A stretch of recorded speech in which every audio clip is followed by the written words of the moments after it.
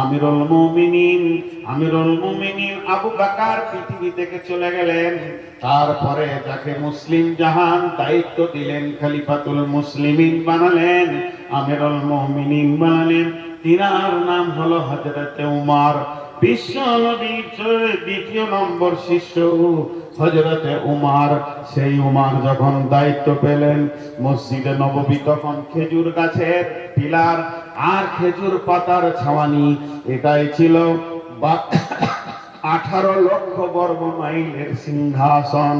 এটাই ছিল সংসদ, এটাই ছিল পার্লামেন্ট।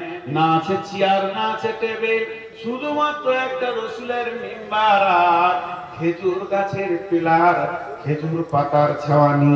ছোট্ট একটা জীর্ণ মসজিদ।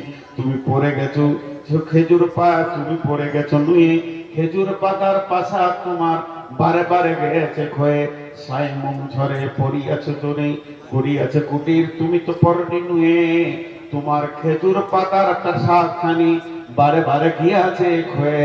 এর নাম উমর।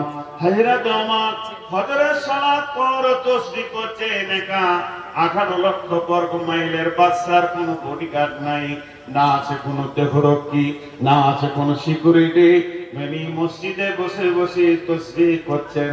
এমন সময় ক্লান্ত লেগেছে, শরীরটা একটু আরাম করে নি।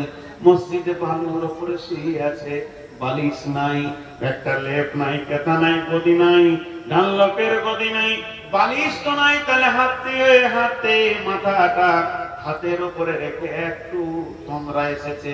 এমন সময় মসজিদের দরজায় একজন ডাকছে, যাদের আদব নেবেন জাহাপনা, আদব নেবেন জাহাপনা, সে তো সালাম দিবে না, সে হলো খ্রিস্টান।